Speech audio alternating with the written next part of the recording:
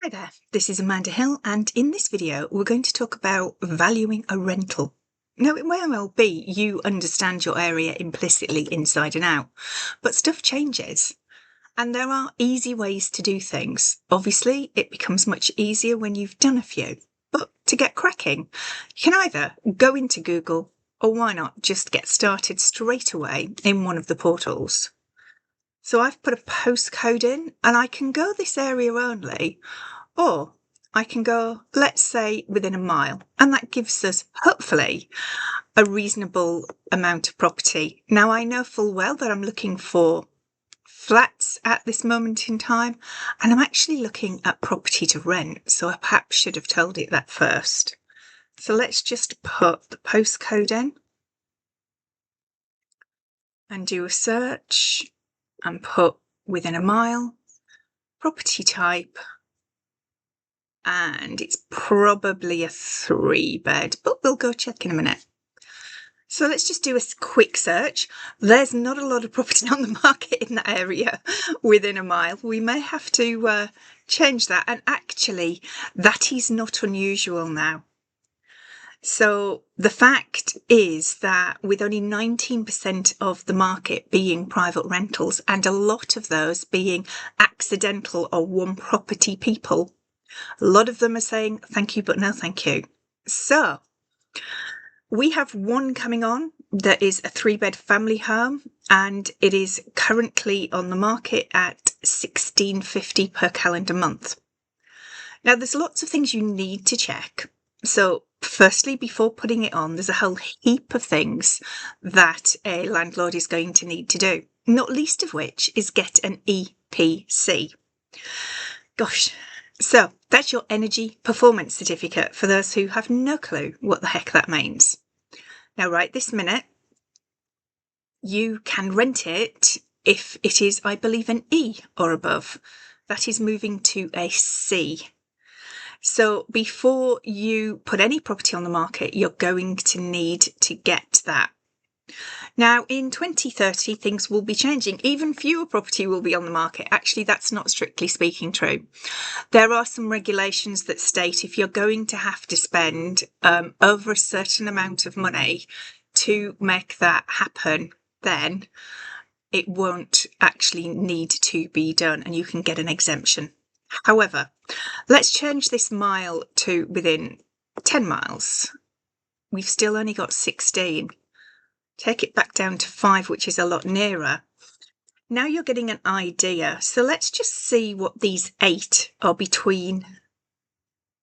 So we've got 1350, we've got 1300, 1200, 1850, 1500, and we've gone all the way up to 2000. Now that is a 5-bedroomed property, so that's definitely much bigger. So by positioning the property that we have in between these and lining them up, it depends on where it sits. So is it as big as this particular one here, or is it bigger than this but smaller than this? So is it sitting somewhere in the middle around the 1500 mark?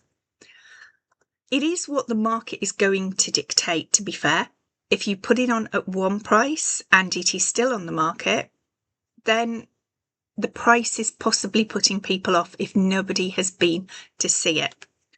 So putting in an application form for rental property can be an absolute nightmare. One that we had in Devon, Cornwall area, something like 65 people inquiring. So you need to be quite robust in how you are dealing with people for that. So that gives you a good start on this particular one. You can also go and see what properties have rented for in the past as well. So you can look at the property you've got, what it has, what it needs. Now, any property that's going to come to the market is going to need an EPC. So let's just go to Energy Performance Certificate. And then we can go for a new certificate. So it's a domestic property. Let's pull the full postcode. Now this is going to give everything in that area with an EPC. So we can see if the ones that we're looking for have got them, what they're looking to be, and potentially who needs a new one. So we can see most of them range from C to E. So that shows different types of work that have been done on different ones. And it also shows if someone's never had one. So if they haven't, they're going to need to get one. £60 to £100, dependent on where you are, is what it will cost these days. And then it will go on this register up here as well. They're going to need an EICR certificate too. Oh. Now, what is that? That is an electrical certificate. And you're going to need that for the property straight away before you can rent it. They last 5 years and you will need to get one before you can put any tenants in there. And if you have a gas supply to the property as well, you're going to need a gas certificate. So you can get those locally. These need doing every single year. The electricity one is every 5 years. The EPC is every 10 years. So you're going to need to have all of these things in place as well. Then you're going to want to look at landlord insurance. And that is for you to be covered. There'll be lots of them out there that you can go and look at. Now, different ones have different rules. Some will happily take universal credit with or without a guarantor, but you have to be open to what people are getting their income from. So you can't blanket ban anybody on universal credit or for any reason, to be fair. However, we are looking for affordability. Now, an affordability check at the moment is 30 times income. So, for example, if your property is £1,000 a month, your income will need to be at least 30 times that. And sometimes agents will add a little bit more for everyday living as well. And it doesn't matter where that income comes from.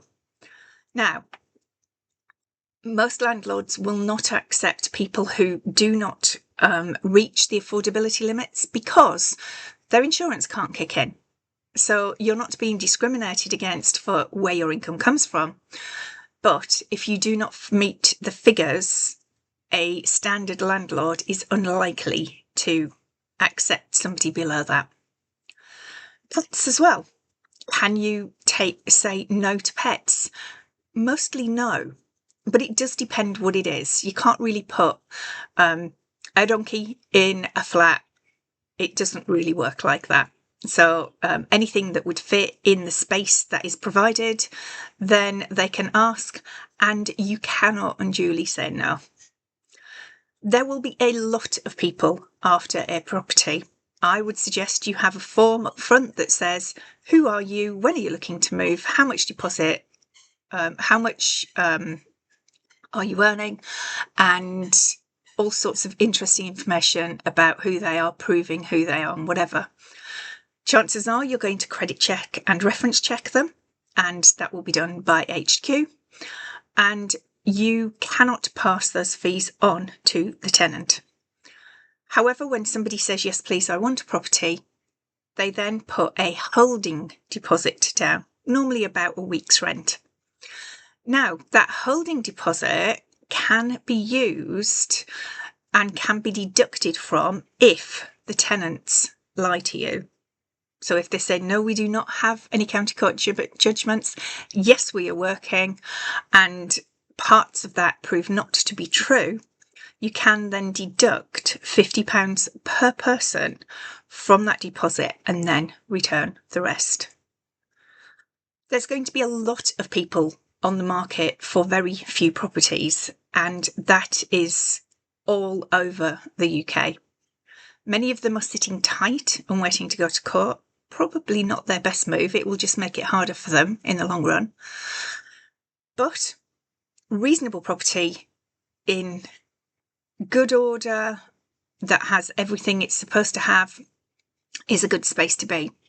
You also will be wanting to put in stuff that is easy for maintenance. So if you are being a long-term landlord rather than just we're going to sell this in 2 years' time thing, look at the flooring, look at the windows, look at all sorts of different things that are within the property, and decide what you are leaving.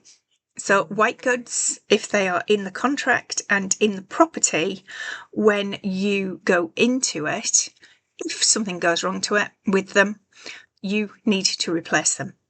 So if the fridge stops working and you gave them a fridge in their contract, you will need to replace that fridge. Same with a washing machine.